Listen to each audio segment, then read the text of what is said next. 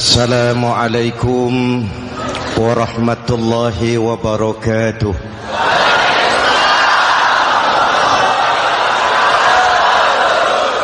Alhamdulillahillazi ja'ala ramadhana syahra siyami lil mu'minin. Wassalatu wassalamu ala asyrafil mursalin Sayyidina Muhammadin wa ala alihi wa sahbihi ajma'in, amma ba'du. Para ulama yang saya muliakan, para pejabat baik sipil maupun militer yang saya hormati, alhamdulillah malam ini atas izin Allah, mudah-mudahan yang kita laksanakan ini merupakan bagian dari amal ibadah kita di bulan suci Ramadan ini. Hadirin, reformasi terbesar adalah reformasi yang dilakukan oleh baginda Nabi besar Muhammad sallallahu alaihi wasallam. 23 tahun merombak satu bangsa biadab menjadi bangsa beradab, merombak umat yang terpecah belah menjadi umat yang bersatu, merombak masyarakat yang tenggelam dalam kemusyrikan menjadi umat yang bertauhid. Reformasi besar apa yang dilaksanakan oleh Rasul dan apa hubungannya dengan kita sekarang? Ini yang ingin saya sampaikan malam ini. Pertama, beliau melaksanakan reformasi akidah, membebaskan manusia dari kemusyrikan, menyelamatkan manusia dari ketergantungan kepada benda. 13 tahun beliau berjuang di kota Makkah hanya untuk menanamkan la ilaha illallah Muhammadur Rasulullah. Dari sana segalanya dimulai, meletakkan fondasi. Saya yakin tidak ada Tuhan selain Allah dengan seluruh konsekuensinya.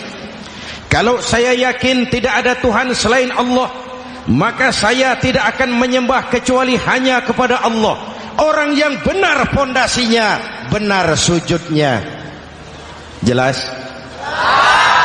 Kalau saya yakin tidak ada Tuhan selain Allah, saya tidak akan minta rizki kecuali hanya kepada Allah. Orang yang benar fondasinya, jauh dari korupsi, jauh dari judi.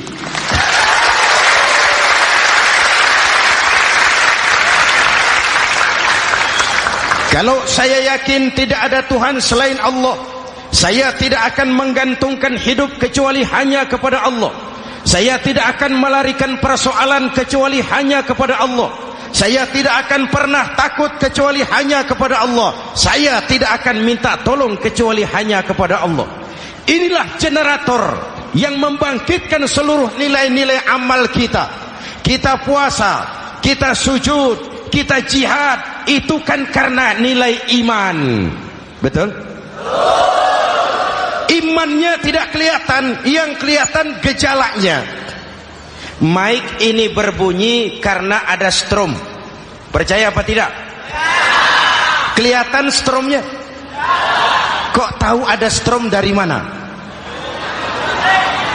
Dari bunyi. Ada suaranya itu, ada stromnya. Kenapa? Bunyi. Lampu menyala karena ada strom. Kipas angin berputar karena ada strom. Betul? Jadi kalau ada strom bunyi dong. Kalau ada strom lampunya nyala dong. Kalau ada strom kipas anginnya muter dong. Artinya apa? Kalau ada iman sujud dong. Kalau ada iman jihad. Udah dang dong.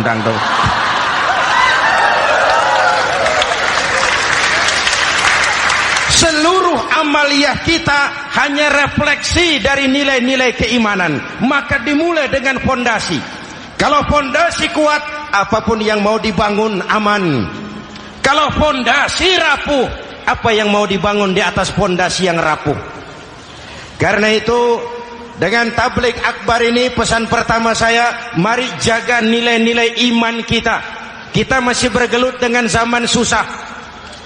Judi kembali merebak, narkoba meracuni remaja dan pemuda-pemudi kita, padahal dua-duanya sumber segala macam kemaksiatan.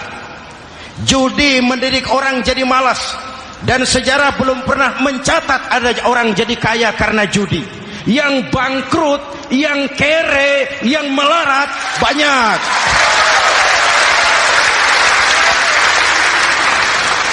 Makanya saya bersyukur di sini nggak ada yang judi. Nggak ada, mana saya nggak lihat di sini. Entahlah kalau di luar sini.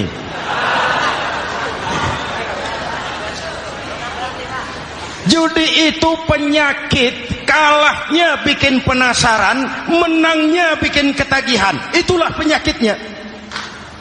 Makanya lebih baik makan singkong betulan daripada makan roti mimpi.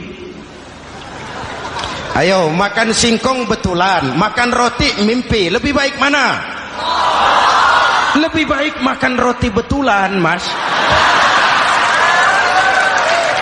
Maksud saya, uang 4-5 ribu rupiah itu daripada belikan togel, daripada dibelikan pakong, daripada dibelikan macam-macam undian judi, lebih baik dibelikan beras, makan sama-sama. Hadirin yang saya hormati, karena iman kita hidup, untuk iman kita berjuang, dalam iman kita ingin kembali menghadap Allah Subhanahu. Dahulu pun orang-orang tua kita berjuang memerdekakan negeri tercinta ini. Apa faktor penggerak utamanya? Iman. Imanlah yang mengajarkan orang-orang tua kita, hubbul watan minal iman. Cinta tanah air bagian daripada iman. Lah, tanah air kita kan bukan Aljazair. Tanah air kita bukan Palestina. Tanah air kita bukan Mesir. Tanah air kita mencintai Indonesia bagian daripada iman. Yang datang menjajah kebetulan kafir.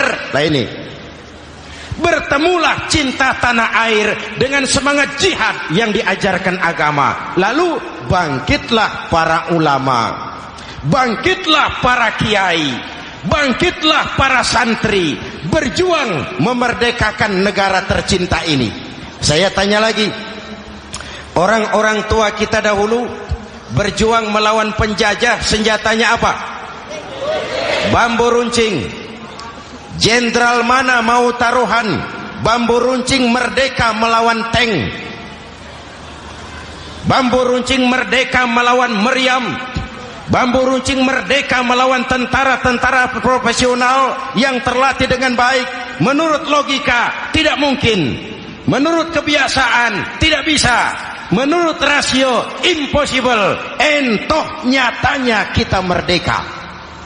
Lalu para pendiri Indonesia dengan jujur mencantumkan dalam mukaddimah Undang-Undang Dasar Negara kita kalimat yang berbunyi, dengan berkat rahmat Allah yang Maha Kuasa.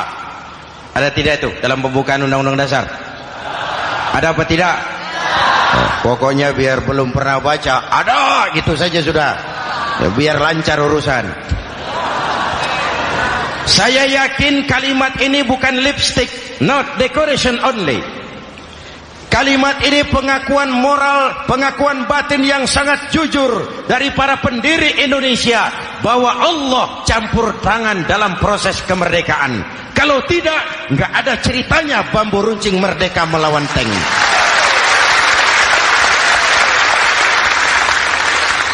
Kalau dulu iman untuk merebut kemerdekaan, sekarang iman untuk mengisi kemerdekaan. Betul? Betul? Karena itu jaga nilai-nilai iman. Jangan tidur. kita sudah berhasil melaksanakan pemilu. Sidang umum MPR sudah digelar. Pemerintahan baru sudah terbentuk. Itu kita pilih bersama.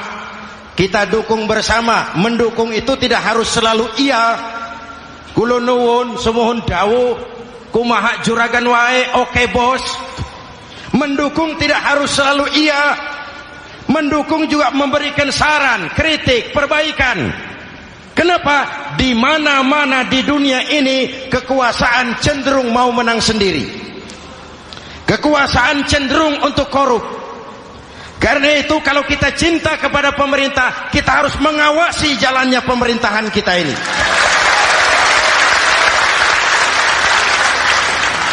Pengalaman ketika Orde Baru berdiri, kita percaya, kita serahkan penuh, lalu kita tidur. Akhirnya kita jadi susah sendiri. Betul? Umat Islam tidak boleh jatuh dua kali di tempat yang sama. Hari ini lewat sini jatuh wajar, belum tahu barangkali. Besok lewat sini lagi jatuh lagi, goblok tenan. Masa jatuh dua kali di tempat yang sama itu bagaimana? Hadirin yang saya hormati, nilai-nilai iman, intan paling mahal, mutiara paling berharga, tidak lain nilai iman. Imanlah yang menyebabkan kita gembira menyambut datangnya Ramadan, menyingsingkan lengan baju, menghamparkan sajadah, melakukan pendekatan yang intens kepada Allah. Kenapa? Kita mengerti nilai Ramadan. Tempo hari saya berikan contoh. Di tangan kanan saudara ada berlian, harganya 50 juta. Di tangan kiri saudara ada rumput seikat. Berlian dan rumput ini taruh di depan kambing. Kira-kira mana yang diambil kambing? Rumput, dasar kambing. Kambing tidak ngerti nilai berlian. Padahal kalau kambing sedikit mau pakai otak. Kalau berlian yang saya ambil, kata kambing, lalu saya bawa ke pasar, kemudian saya jual, harganya 30 juta, lalu dibelikan rumput, dapat rumput sekabupaten. Tapi kambing tidak ngerti nilai berlian. Yang kambing tahu cuma rumput. Kenapa? Hidup kambing cuma melayani perut. Maka kata Imam Ali karramallahu wajhah, orang yang hidupnya hanya untuk melayani perut,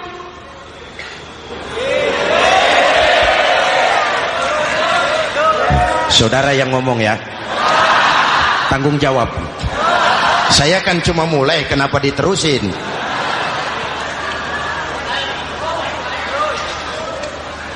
Hadirin yang saya hormati, jaga iman baik-baik, wariskan kepada anak-anak kita. Mereka harapan kita semua. Mereka masa depan Indonesia. Akan bagaimana Republik Indonesia, bahkan akan bagaimana Islam di Republik Indonesia 20, 30, 40 tahun yang akan datang. Anak-anak kitalah jawabannya.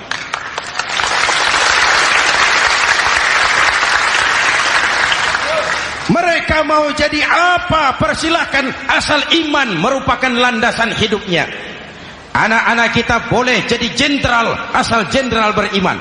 Boleh jadi pejabat, pejabat beriman. Jadi pengusaha, pengusaha beriman. Kalau iman landasannya aman. Jadi pengusaha, pengusaha beriman, insya Allah timbangannya tidak curang, ekonomi lancar, masyarakat tenang. Jadi petani, petani beriman, insya Allah tidak menggarap tanah yang bukan miliknya.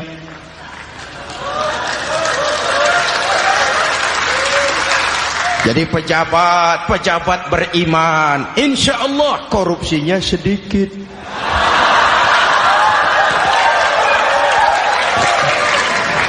Jadi jenderal, jenderal beriman, insya Allah berjuangnya bersama ulama, bukan nangkepi ulama.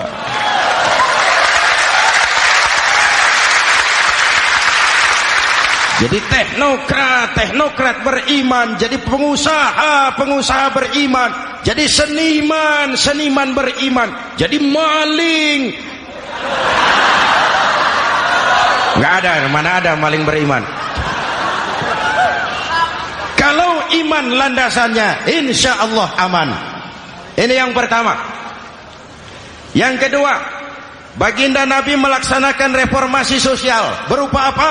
Membebaskan manusia dari ras diskriminasi, mengikat manusia dengan tali akidah. Diciptakan kita dari laki-laki dan perempuan, dijadikan kita bersuku-suku dan berbangsa-bangsa. Bahkan Quran memulai dengan kalimat syu'ub, wa ja'alnakum syu'uban wa qabaila. Kami jadikan kamu berbangsa-bangsa dan bersuku-suku agar kamu saling mengenal satu dengan yang lain. Saya ingin mengulangi imbauan saya, mari kita tingkatkan kerukunan. 3 macam kerukunan. Pertama, rukun antar umat seagama. Sesama muslim harus rukun. Ya Pak? Ya Bu? Hei.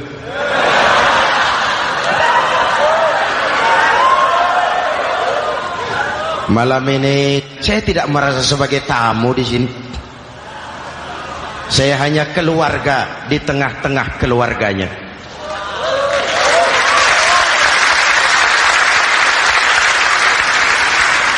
Di sepanjang Jawa kah saya, ke Sumatera kah saya, ke Kalimantan saya, ke Sulawesi saya, ke Irian Jaya saya, kemana saja saya pergi, di mana saja saya berada, saya hanya keluarga di tengah keluarganya.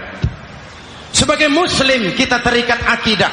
Sebagai bangsa kita punya komitmen. Kita ingin bersatu nusa, satu bangsa, satu. Inilah kita. Hadirin yang saya hormati, rukun antar umat seagama. Hura-hura pemilu sudah lewat, ekses-eksesnya harus kita hilangkan. Boleh jadi kemarin-kemarin karena berbeda kaos sama teman gak teguran. Yang sudah-sudah, yang penting sekarang ke depan. Sudah capek kita rakyat diobok-obok. Sudah datang saatnya kita meluruskan saf, merapatkan barisan, menggalang semangat kebersamaan. Rukun antar umat seagama. Begitulah malam ini saya hadir di tengah keluarga sendiri. Yang mengikat kita apa? Akidah. Di masjid kita ditemukan, dan inilah simbol kehidupan umat. Tadi kita sholat isya dan tarawih di sini. Menghadap ke arah yang sama, menyembah Allah Tuhan yang sama, melakukan gerak yang sama, membaca bacaan yang sama, dengan bahasa yang sama. Betul? Tapi kita datang dari segala penjuru. Kita datang dari sebelah lor, sebelah kidul, sebelah wetan, sebelah kulon. Di sini di masjid ini kita menghadap ke arah yang sama. Kita yang hadir di sini boleh jadi ada yang dari Sumatera, Kalimantan, Sulawesi, Irian Jaya, tapi kita adalah Indonesia. Jelas? Jelas? Saya sering kasih contoh, coba kalau sholat pakai bahasa masing-masing, ramai masjid, bingung malaikat. Ini Indonesia ramai karena tiap provinsi sholat pakai bahasa masing-masing. Kalau Riau bicara sendiri, Ambon bicara sendiri, Aceh bicara sendiri, Irian bicara sendiri, ramai masjid. Jelas? Jelas? Yang imam pakai bahasa Indonesia, takbir, Tuhan yang maha besar. Gagah sekali, bingung malaikat. Kembali kita kalau sholat pakai bahasa masing-masing. Betapa ramainya masjid. Itu cermin dari bangsa yang tidak bisa menjaga kesatuan dan persatuan. Uni Soviet almarhum Al-Mal'un itu negara adidaya, negara adikuasa, bersama-sama dengan Amerika menjadi polisi dunia. Tetapi kemudian dihantam oleh glasnost yang kebablasan. Gorbachev terpental, Soviet pecah jadi negara kecil berkeping-keping. mimpi mengembalikan Soviet seperti dulu. Begitulah kalau kita biarkan benih-benih disintegrasi ini terus berkembang, tidak ada lem perekat, maka kita akan pecah berkeping-keping dan kita akan jadi satu bangsa yang kecil. Oleh karena itu, yang pertama, jaga kerukunan antar umat seagama. Berbeda pendapat boleh, berpecah belah jangan. Berbeda partai oke, tapi berbeda dalam wawasan bernegara jangan. Jujur saja, saya kemarin musim pemilu itu sudah agak pesimis melihat, batin saya menjerit, ya Allah, kenapa umat jadi begini? Kenapa umat harus terkotak-kotak? Terlalu banyak partai-partai Islam waktu itu, 20 lebih.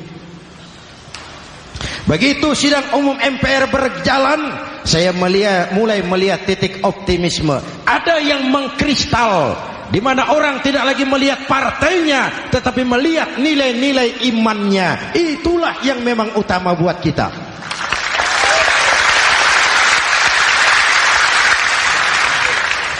Ini yang pertama, rukun antar umat seagama.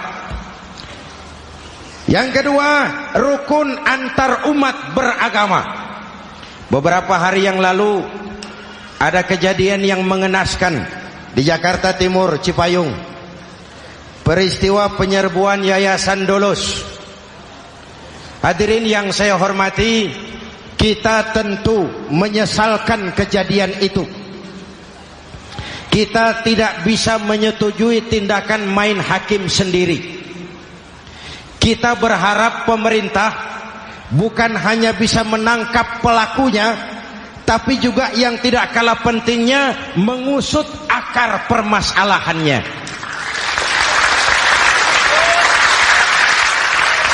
Kenapa itu terjadi?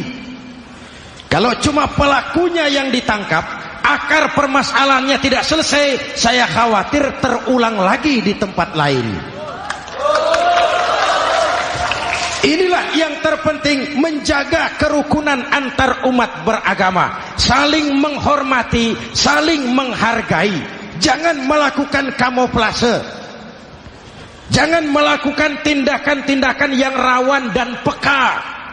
Misalnya umat Islam membangun masjid di tengah perkampungan orang Kristen, padahal tidak ada Islamnya di situ. Itu bisa menimbulkan kerawanan. Atau sebaliknya, membangun gereja di tengah perkampungan umat Islam yang tidak ada Kristennya di situ. Atau sebaliknya, mereknya kegiatan sosial, mereknya kegiatan kemanusiaan, tapi isinya penyebaran agama kepada orang yang sudah beragama. Itu pun bisa menimbulkan kerawanan. Jelas? Maka yang besar jangan mau menang sendiri, yang kecil harus tahu diri. Jelas? Mari saling menghormati, mari saling menghargai dalam batas lakum dinukum. Menangkap pelakunya penting, mengusut akar permasalahannya itu pun tidak kurang pentingnya. Hadirin yang saya hormati, Islam agama toleran, baik dari prinsip ajarannya maupun dari sikap umatnya. Islam agama yang rahmatan lil alamin. Kita punya kewajiban untuk membuktikan bahwa Islam bukan merupakan ancaman. Islam adalah alternatif. Islam adalah solusi. Islam bukan ancaman. Yang hadir di sini bukan perusuh, bukan umat biang kerok. Ini umat yang cinta damai.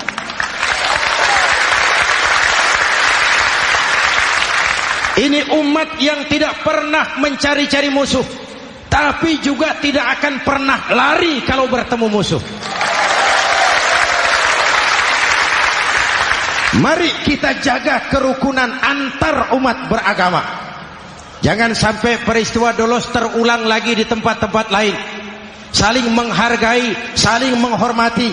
Jangan main hakim sendiri. tapi juga jangan mau menang sendiri. Hadirin yang saya hormati, dengan menjaga kerukunan antar umat beragama, akar keutuhan kita sebagai bangsa semakin terpelihara. Lalu yang ketiga, rukun antar umat beragama dengan pemerintah. Tadi kita sholat di sini ada imam, ada makmum, betul? Kalau makmum siapa saja boleh, Mas. Tidak ada pemilihan makmum.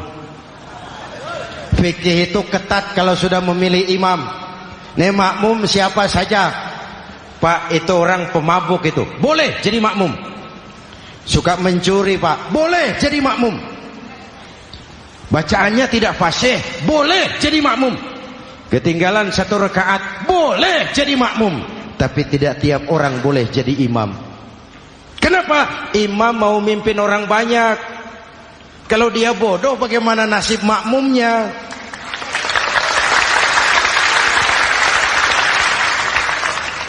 Ada karikatur di Medan. Pernah kejadian, anak kecil disuruh sholat sama ibunya.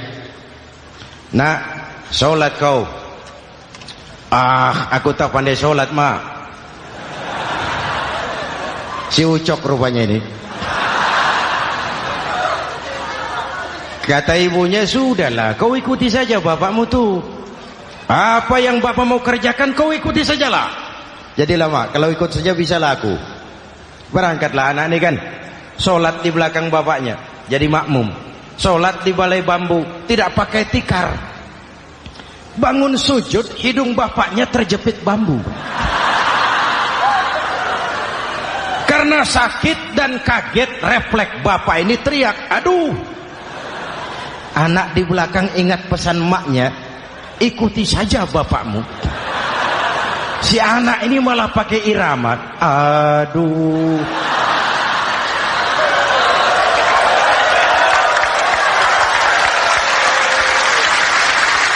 Lah, ada yang lebih gendeng lagi. Mendengar anaknya mengadu, bapaknya menoleh ke belakang. Kata bapaknya, kau kejepit juga, cok. Sholat jadi ngobrol. Kalau makmum dan imam sama bodohnya, rusak sholat ini.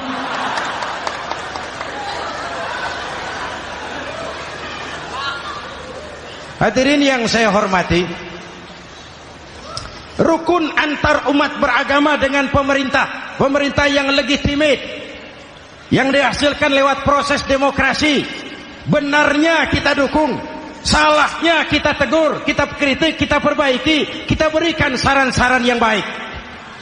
Sekali lagi, jangan tidur. Sudah lewat masanya. Kemarin-kemarin kita menghadapi satu masa yang penuh krusial. Sudah datang saatnya kita bersama-sama bahu-membahu mengatasi kesulitan besar yang tengah kita hadapi sekarang ini. Dengan 3 kerukunan ini, insya Allah keutuhan kita sebagai bangsa akan lebih terpelihara. Ini reformasi kedua. Dalam konteks kita sekarang, menjaga semangat kebersamaan. Saya sering mempopulerkan di masyarakat kita, umat Islam, bangsa Indonesia seperti 5 jari ini. Kalau kompak, apa yang tidak terpegang. Tapi kalau berpecah belah, apa yang mau dipegang? Yang ini namanya ibu jari. Umaro ini, pemerintah. Kerja apa saja kalau sudah diginikan pemerintah, lumayan. Diginikan kiamat, Mas. Legalitas. Umaro. Yang ini telunjuk, alat untuk menunjuk. Ini orang yang punya uang, orang kaya, para pengusaha, investor. Kita perlu untuk memulihkan roda perekonomian kita. Di mana-mana kalau orang sugih nunjuk, lancar urusan, Pak. Coba kita yang melarat nunjuk-nunjuk ini, nggak laku, Pak. Makanya kata orang, serba salah jadi orang susah, tapi lebih susah jadi orang serba salah. Serba salah jadi orang susah, tapi lebih susah jadi orang serba salah. Telunjuk. Yang ini jari tengah lah ini. Di tengah dia, ke kanan tidak, ke kiri tidak. milik semua golongan ini, netral. Siapa ini? TNI. Siapa ini? Cendekiawan. Siapa ini? Ulama idealnya itu. Milik semua, tidak kemana-mana tapi ada di mana-mana. Gak bisa diajak suitan ini. Gak ada anak-anak main kelereng suitnya begitu, itu gak ada.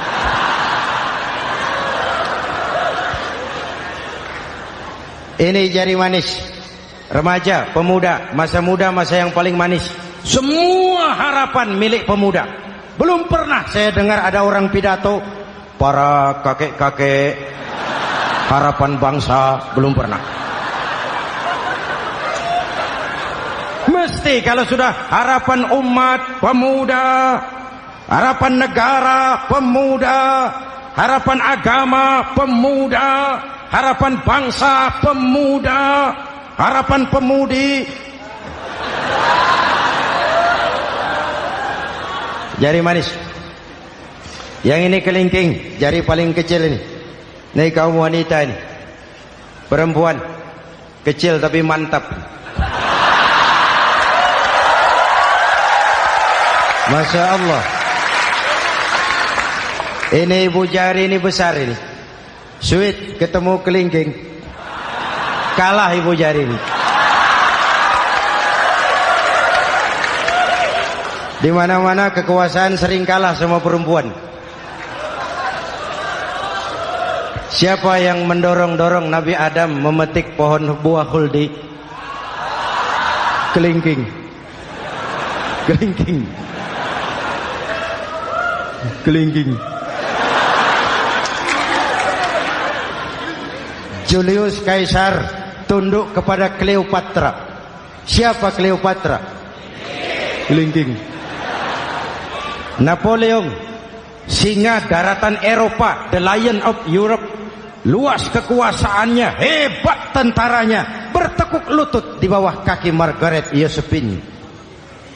Kelingking. Hadirin yang saya hormati, kalau 5 pilar ini bersatu, ringan sama dijinjing, berat sama dipikul, kita akan jadi satu bangsa yang kuat. Jelas? Jelas? Dengan Ramadan, dengan tabligh akbar malam ini, mari kita jaga semangat kebersamaan. Saya selalu mengingatkan sekarang lebih banyak tukang kompor daripada tukang lem. Lebih banyak tukang kompor daripada tukang lem. Hangati sana, sulut sini, bakar sana, panasi sini. Terbakar kita, dia lari tepuk tangan, dan kita yang rugi. Jelas? Jelas? Ini hal yang kedua. Reformasi sosial mengikat manusia dengan tali akidah, mempersaudarakan manusia dari manapun orang datang, apapun warna kulitnya, dari suku apapun ia dilahirkan, kalau akidahnya sama, itulah saudara kita.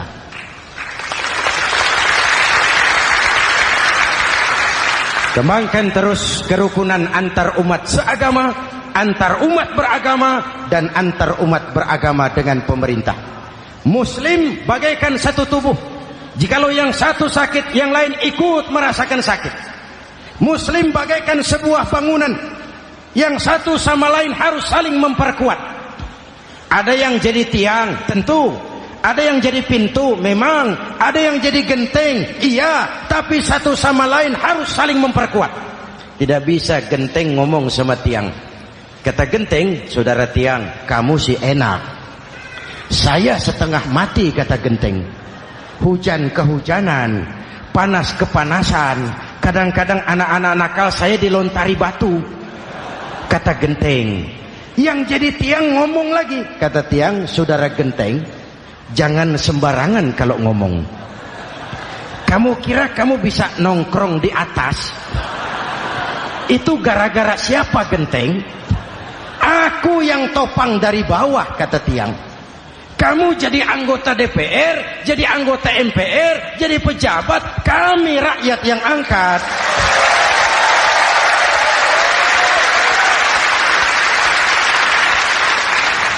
Jangan waktu di bawah rajin ngamalkan ayat kursi, dapat kursi lupa sama ayat.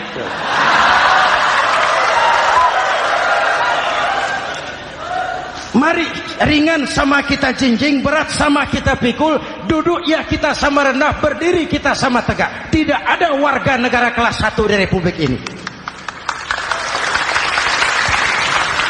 Ini reformasi kedua. Yang ketiga, reformasi menegakkan keadilan, menyelamatkan manusia dari kezaliman. Sebelum Islam datang, sebelum Rasul datang, manusia dibedakan oleh hartanya, manusia dibedakan oleh warna kulitnya, manusia dibedakan oleh keturunannya. Beliau dengan tegas mengajarkan, innallaha la yanzuru ila suwarikum wala ila amwalikum walakin yanzuru ila qulubikum wa a'malikum. Allah tidak melihat potonganmu, Allah tidak melihat hartamu. Yang Allah lihat itu hatimu dan amal perbuatan.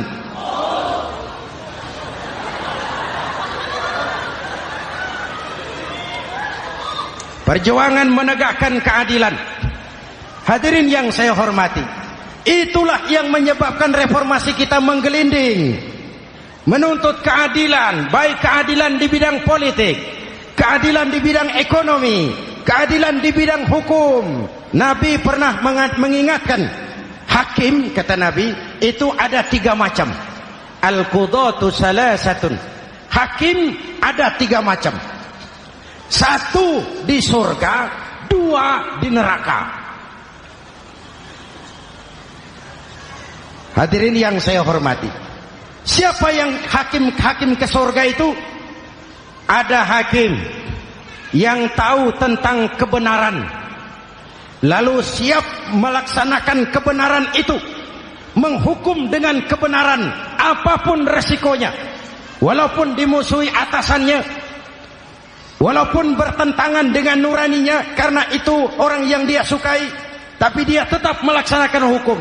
Hakim yang mengerti tentang kebenaran sesuatu lalu melaksanakan hukum dengan kebenaran itu yang akan sampai ke surga.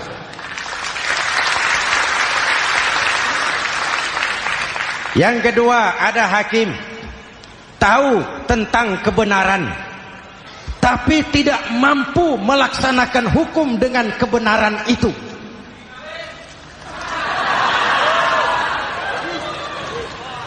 Tahu sesuatu itu benar tetapi tidak punya nurani untuk membela kebenaran, mengetahui kebenaran tapi tidak berdaya untuk memperjuangkan kebenaran. Akhirnya hukum dikebiri, yang salah jadi benar, yang benar jadi salah. Itulah realita yang kita rasakan selama ini. Yang baca Quran dengan suara merdu dapat piala. Yang mengamalkan Quran dengan konsekuen dapat penjara. Yang berteriak-teriak menegakkan keadilan dianggap aneh. Yang korupsi habis-habisan hidup terhormat.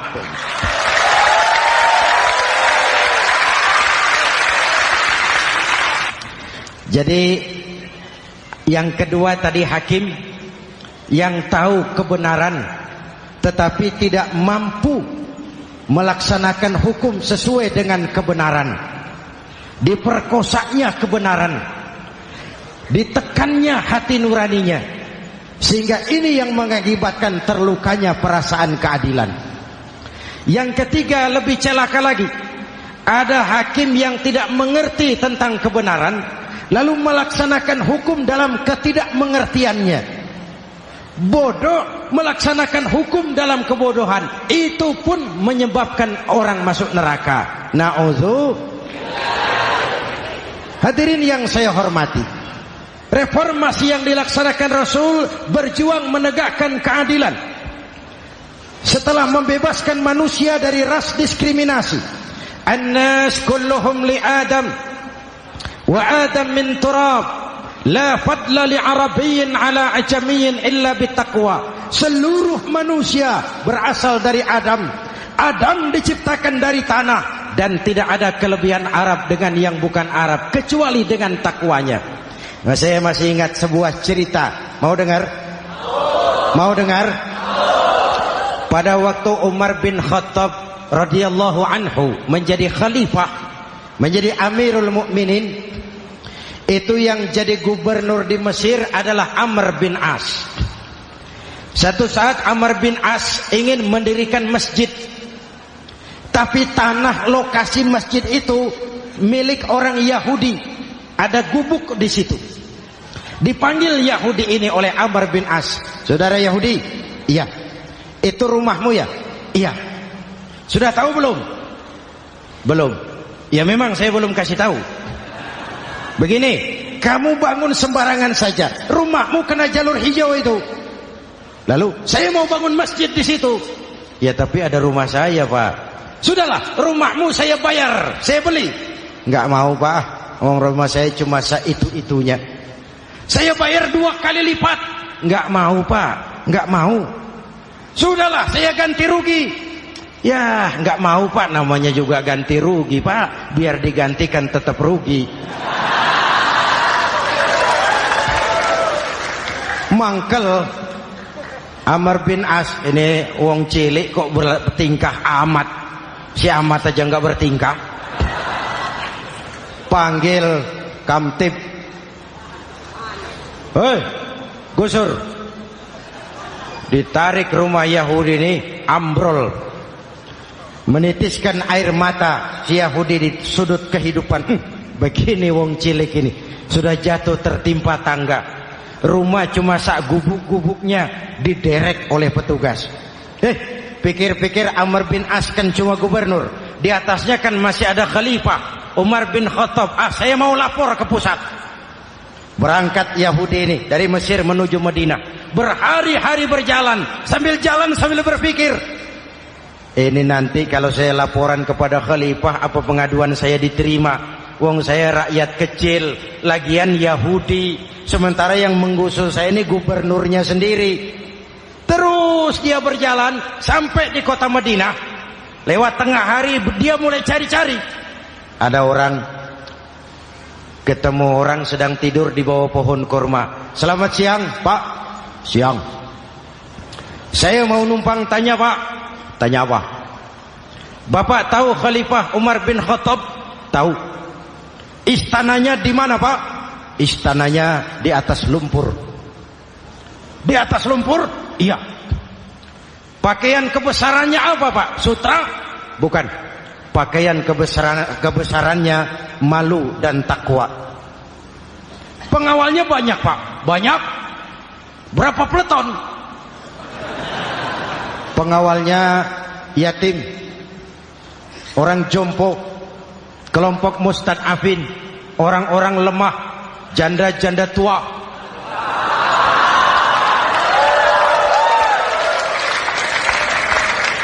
Itu pengawalnya.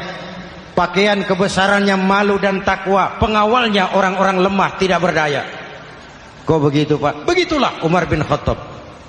Orangnya sekarang di mana, Pak? Di depan kamu. Jadi Bapak, iya. Bapak, iya. Saya Umar. Ada apa, Mas? Oh, yang datang dari Semarang waktu itu. Gini loh, Pak, saya mau menuntut keadilan. Keadilan kenapa? Gubernur Bapak Amr bin As itu, Pak, zolim. Kenapa dia? Gubuk saya main tarik saja, runtuh. Saya nggak punya rumah lagi, wong saya ini golongan makmur, cuma rumah sama sumur.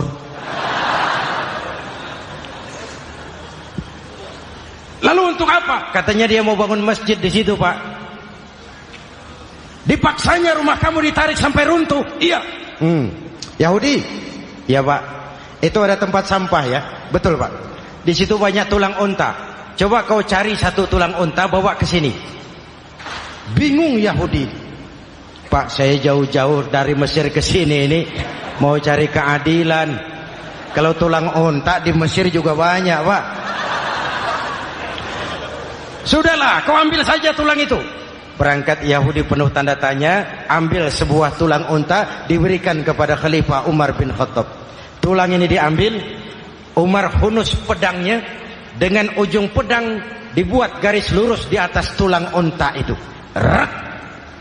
Selesai. Yahudi, iya Pak, sekarang kau kembali ke Mesir, serahkan tulang ini kepada Umar bin Amr bin As. Makin bingung Yahudi.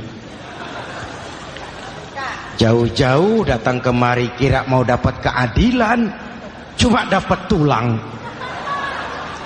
Ya sudahlah, namanya wong cilik, berangkat dia pulang ke Mesir. Berhari-hari sampai di Mesir. Pak Gubernur, ya lapor. Ada apa Yahudi? Saya dari pusat. Loh, kamu dari Madinah? Iya Pak. Ngapain sih kamu ke sana-sana? Nuntut keadilan. Kamu bertemu Khalifah? Ketemu Pak. Terus tulang.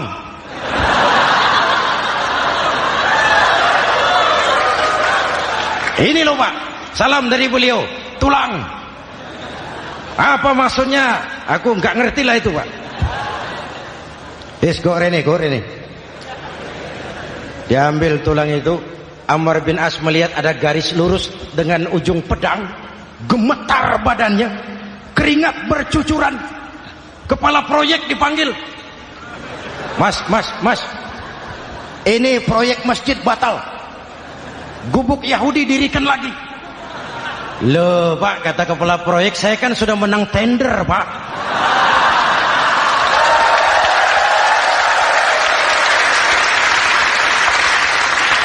Wes, gak ada urusan, sampean mau menang mau kalah tender, proyek batal.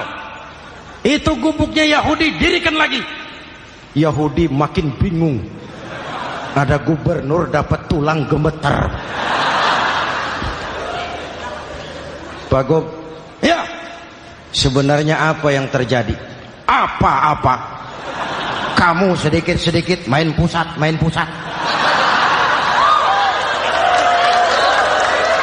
Bu, yang ngomong dulu toh. Ya kan awalnya saya sudah ngomong Pak, tapi gubuk saya tetap ditarik. Percuma ya saya ke pusat Pak. Saya dapat teguran keras dari Khalifah. Tahu kau apa artinya ini? Seolah beliau berkata, "Hei Amr bin As, jangan mentang-mentang sedang berkuasa kau bertindak seenakmu. Berlaku lurus dan adillah kamu seperti lurusnya garis di atas tulang ini."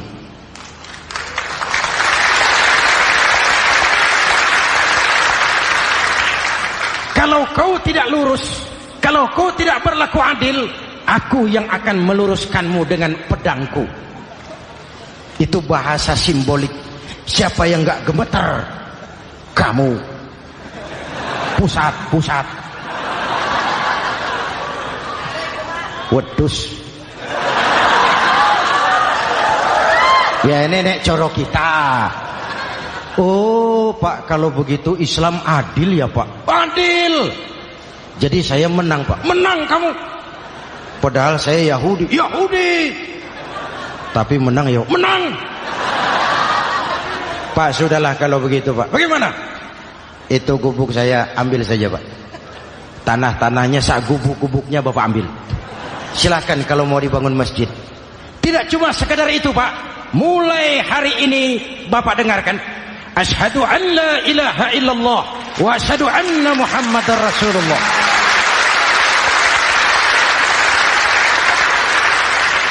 Yahudi bisa menang perkara menghadapi gubernur. Kalau ini terjadi di Indonesia,